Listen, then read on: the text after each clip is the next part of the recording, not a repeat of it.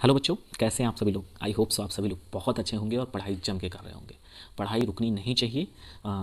मैं बीच में पहले तो सबसे पहले हम आपसे क्षमा मांगेंगे क्योंकि पिछले कुछ दिनों से मतलब एक हफ्ते से ज़्यादा हो गया है वीडियो आपके कंटिन्यू नहीं हो पा रहे हैं। उसके पीछे का सबसे बड़ा रीज़न है बेटा कि मुझे कुछ हेल्थ इशू हो गया था और एग्ज़ाम भी थे, इसको लेके नहीं हो मतलब वीडियो कंटिन्यू था।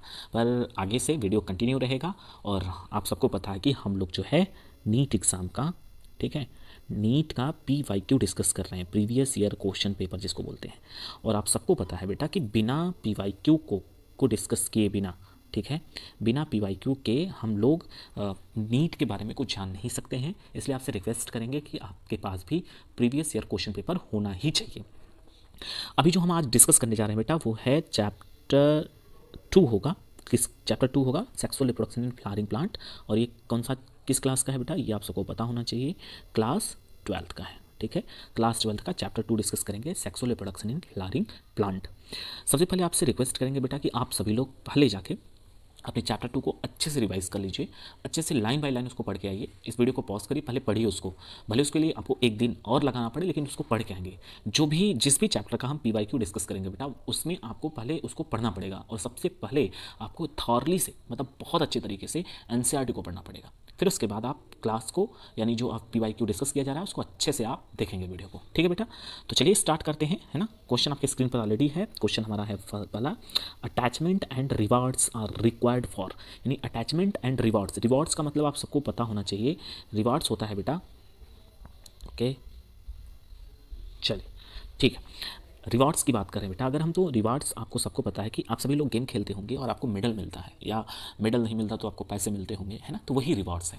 तो यहाँ पर अटैचमेंट यानी कि जुड़ने वाली बात कर रहा है, रिवार्ड्स की बात कर रहा है, और किसके लिए वो रिक्वायर होता है, ठीक है, किसके लिए रिक्वायर्ड होता है।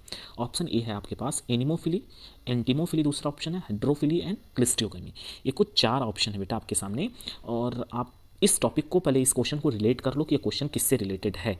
ठीक है, ये क्वेश्चन किससे रिलेटेड है पहले आप इसको रिलेट कर लो। ओके चलिए, तो सबसे पहले आपको पता होना चाहिए कि ये जो क्वेश्चन है ये रिलेटेड है पॉलिनेशन थे। ठीक है, ये किसकी बात कर रहा है? रिवार्ड्स और अटैचमेंट की पॉलिनेशन से बात कर रहा है, पॉलिनेशन टॉपिक से बात कर रहा है।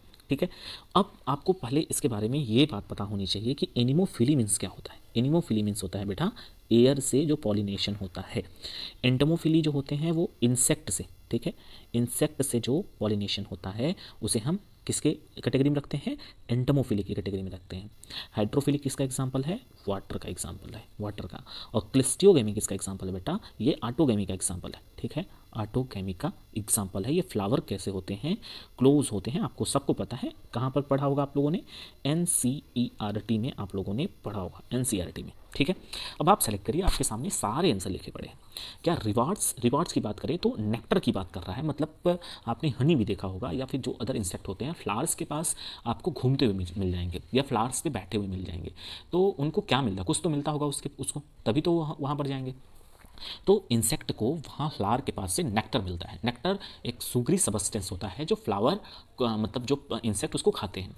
तो फिर उसके बदले में फ्लावर को क्या मिलता होगा? सबसे बड़ी बात है, आप लोगों ने ऑलरेडी पढ़ा होगा, फ्लावर को उसके बदले में क्या मिलता है? पॉलिन पॉलिन ग्रेन्स मिलते हैं। जाने अनजाने में इंसेक्ट के फेदर्स से उनके पैर में, उनके बॉडी में पॉलन ग्रेन्स चिपक जाते हैं जब वो फ्लावर पर मूव कर रहे होते हैं बेटा।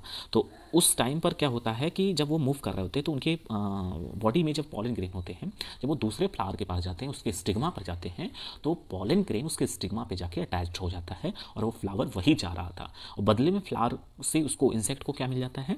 रिवार्ड्स के रूप में उनको मिल जाता है, क्या मिलता है?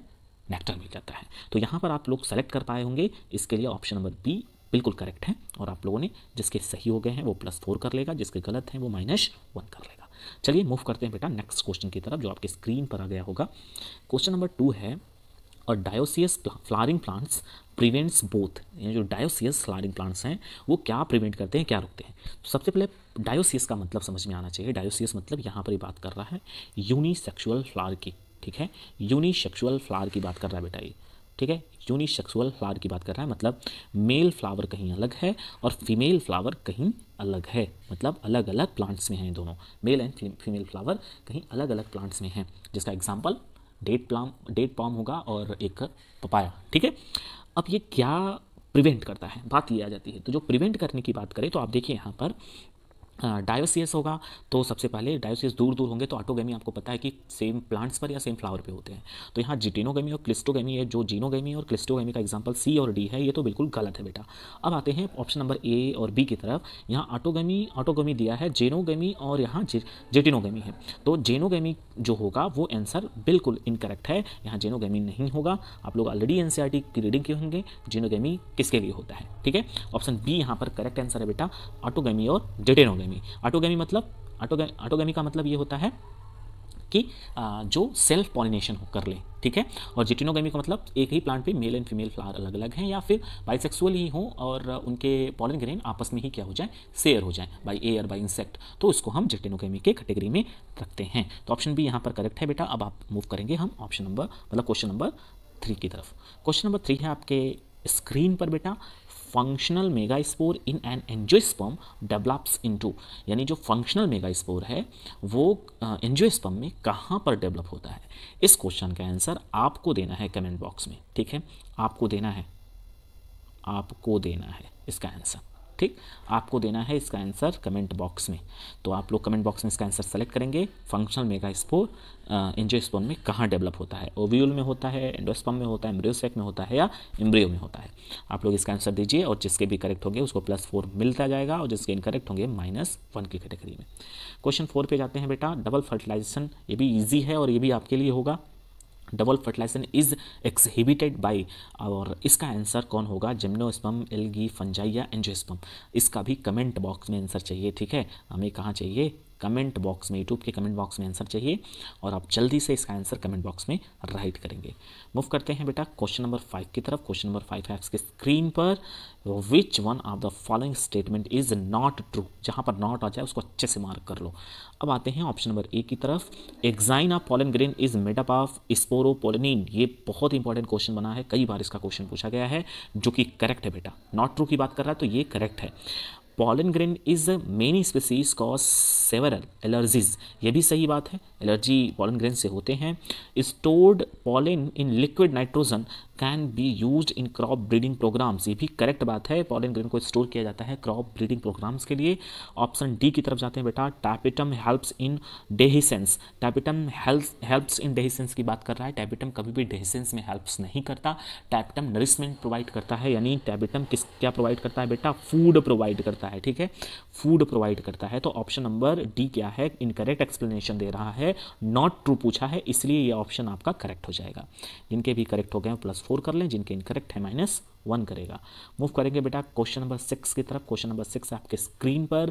क्वेश्चन 6 ये कह रहा है, सीड फॉर्मेशन विदाउट फर्टिलाइजेशन, यानी सीड का फॉर्मेशन होता है बिना fertilisation in flowering plants involves the process. कौन सा प्रोसेस इन्वॉल्व होता है, बडिंग जो कि एसेक्सुअल का पार्ट्स है, सोमैटिक हाइब्रिडाइजेशन यानी जिसमें 2 सेल को हाइब्रिडाइज किया जाएगा, एपोमिक्सिस और या फिर स्पोरुलेशन। इस चैप्टर 2 को जिसने पूरा पढ़ा होगा इसका आंसर दे पाएगा वो। और बडिंग जो होता है वो ईस्ट और हाइड्रा में आप लोगों ने देखा होगा, जो कि आंसर इसका हो नहीं सकता। सोमैटिक हाइब्रिडाइजेशन जो होता है वो बिना फर्टिलाइजेशन सीड फॉर्मेशन की बात कर रहा है, ये भी नहीं हो सकता। और उसके बाद एपोमिक्सिस एक ऐसा ऑप्शन है जो कि करेक्ट है। यहाँ स्पोरुलेशन जो है स्पोर से रिलेटेड है, तो ये भी इनकरेक्ट है। तो ऑप्शन सी करेक्ट है बेटा। क्वेश्चन नंबर 6 का answer option number C correct है, ठीक है। और क्वेश्चन नंबर 7 की तरफ जाते हैं। क्वेश्चन नंबर 7 कर रहा है, proximal end of the filament of the stamen is attached to the connective placenta, thalamus of or petals या एंथर। ये 4 ऑप्शन दिए हुए हैं आपके स्क्रीन पर, आप लोग अपने अच्छे से इसको पढ़ लीजिए, उसके बाद इसका आंसर दीजिए। प्रॉक्सिमल एंड की बात कर रहा है, आप लोग सभी को पता होगा कि एक जो फ्लावर होते हैं, है ना, फ्लावर, तो फ्लावर में इस तरीके से स्टेमेन होते हैं, यहाँ एंथर होता है, ये इसका फिलामेंट होता है और ये स्टिग्मा वाला पार्ट्स है, और यहाँ पर जो होते हैं वो ओव्यूल वगैरह होते हैं, है ना। आप लोगों ने देखा होगा ऐसे फ्लावर को, जो कि बहुत बुरा हमने बनाया है पर कोई बात नहीं, आप लोग ध्यान से देखेंगे, फ्लावर इस तरीके से कुछ होते हैं। तो ये बात कर रहा है प्रॉक्सिमल इंड। तो हमेशा याद रखो, स्टेमेन का जो प्रॉक्सिमल इंड होता है वो फ्लावर के एकदम निचले वाले पार्ट में होता है। यहाँ प्रॉक्सिमल होता है, यहाँ डिस्टल होता है। तो प्रॉक्सिमल जो होगा बेटा, प्रॉक्सिमल यहाँ पर होगा, यानी थैलेमस और पेटल के पास होगा। तो ऑप्शन नंबर सी करेक्ट है। आप लोग एंथर के पास जो होता है डिस्टल होता है, तो एंथर थैलेमस में कंफ्यूज हुए होंगे, डी ऑप्शन इनकरेक्ट है। प्रॉक्सिमल एंड जो होता है वो थैलेमस के पास होता है बेटा। तो यहाँ क्वेश्चन नंबर 7 का सी ऑप्शन सही है, थैलेमस आर पेटल। ठीक है, थैलेमस आर पेटल यहाँ पर, और क्वेश्चन का आंसर सही बेटा। क्वेश्चन नंबर 8 की तरफ जाएंगे बेटा। ये बहुत ही ईजी क्वेश्चन है, इसका आंसर आप कमेंट बॉक्स में जरूर राइट करेंगे। The coconut water from tender coconut represent fleshy mesocarp, free nuclear polyembryo, free nuclear endosperm, endocarp. ये 4 ऑप्शन है जिसमें आपको 2 ऑप्शन कंफ्यूज करेंगे, ये दोनों इनकरेक्ट है। अब इसका आंसर आप सेलेक्ट करके कमेंट बॉक्स में राइट जरूर कर दीजिएगा। ठीक है बेटा, मूव करते हैं क्वेश्चन नंबर 9 की तरफ। ये भी काफ़ी ज़्यादा आसान क्वेश्चन है जो कि एनसीईआरटी का ही है। कोटिलिडॉन्स ऑफ मैज ग्रेन, मैज एक ग्रास फैमिली से आता है। ठीक है, ग्रास फैमिली से आता है। इज कार्ड क्या कहेंगे? कोलियोराइजा, कोलियोपिटाइल, स्कूटेलम और प्लूम्यूल। कोटिलिडॉन्स की बात कर रहा है बेटा, पहले यहाँ पर ध्यान दे दो, कोटिलिडॉन्स की बात कर रहा है। ठीक है, यहाँ कोटिलिडॉन्स की बात कर रहा है, और किस में कर रहा है? मैज ग्रेन यानी ग्रास फैमिली में। तो ग्रास में जो कोटिलिडॉन्स होता है, आप सबको पता है, एनसीईआरटी एकदम स्पष्ट लिखी हुई है, ये स्कूटेलम की बात कर रहा है। ठीक है, स्कूटेलम कहते हैं कोटिलिडॉन को ग्रास फैमिली में। तो ये जो कोलियोराइजा और कोलियोपिटाइल का नाम क्या है या ये क्यों दिया हुआ है? तो जो कोलियोराइजा है बेटा, ये प्रोटेक्टिंग लेयर है। कोलियोराइजा किसका प्रोटेक्टिंग लेयर है? रूट का। ठीक है, जब रूट होता है जो सीड्स जर्मिनेट करते हैं, तो वहाँ कोलियोपिटाइल्स उसकी कवरिंग करता है, सॉरी कोलियोराइजा जो होती है उसकी प्रोटेक्टिंग होता है जर्मिनेशन ग्रास का। कोलियोपिटाइल जो होता है वो सूट की प्रोटेक्टिंग करता है, सूट की। ठीक है, तो ये 2 ऑप्शन इनकरेक्ट हैं, ऑप्शन नंबर सी यहाँ करेक्ट है बेटा। क्वेश्चन नंबर 10 की तरफ जाते हैं, जो आज के क्वेश्चन सीरीज़ का जो लास्ट क्वेश्चन होगा, जो आपकी स्क्रीन पर आ गया है। ध्यान से फोकस करके देखेंगे बेटा। इसमें दिया है which of the following statement is not correct. इनमें से कौन सा ऑप्शन ऐसा है जो नहीं, मतलब करेक्ट नहीं है यानी गलत है। ऑप्शन नंबर ए पढ़ेंगे। बड़े आंसर को या बड़े ऑप्शन को देख के घबराना नहीं है, 4 ऑप्शन अच्छे से पढ़ना है। Insect that consume pollen or nectar without bringing about pollination are called pollen nectar robbers। यानी ऐसे इंसेक्ट, ठीक है, ऐसे इंसेक्ट जो बिना मतलब ऐसे इंसेक्ट यानी insect that consume pollen or nectar without bringing about pollination are called pollen nectar robbers. यानी ऐसे इंसेक्ट की बात कर रहा है जो नेक्टर को खा तो लेते हैं, यानी ठीक है, इसको खा लेते हैं बेटा, वो नेक्टर को तो खा लेते हैं पर बिना पॉलिनेशन किए, यानी कोई कहीं से जो इंसेक्ट होते हैं उड़ते हुए आए और उनके बॉडी पे पॉलन ग्रेन नहीं है, पर फिर भी जाकर वो फ्लावर्स के नेक्टर को यानी उसके सुगरी सबस्टेंस को खा लेते हैं बिना उसको फ़ायदा पहुंचाए। ठीक है, बिना उसको पॉलिनेशन किए। तो इसको हम रॉबर्स बोलते हैं, रॉबर्स जो चोर होते हैं। ठीक है, चोर टाइप होते हैं चोर टाइप। चलिए ऑप्शन नंबर, यानी ये तो नॉट करेक्ट पूछा है ना बेटा, नॉट करेक्ट पूछा है, तो ऑप्शन नंबर ए क्या है? करेक्ट है ना, इसलिए ये ऑप्शन सही नहीं है। ठीक है, ये स्टेटमेंट करेक्ट है। ए बी स्टेटमेंट पढ़ते हैं। Pollen germination and pollen tube growth is regulate by chemical components और pollen interacting with those of the pistil. एकदम करेक्ट बात कर रहा है, पॉलन जर्मिनेट करता है पॉलन केमिकल कंपोनेंट की वजह से। ठीक है, तो ऑप्शन नंबर बी का स्टेटमेंट भी करेक्ट है। ऑप्शन सी की बात करें, some reptiles have also being reported as a pollinator in some plant species. ये भी बेटा एकदम करेक्ट ऑप्शन है। एनसीईआरटी में लिखा हुआ है कि कुछ ऐसे रेप्टाइल्स होते हैं जो पॉलिनेटर का काम करते हैं, जो प्लांट की कुछ स्पीसीज में पॉलिनेशन का काम करते हैं।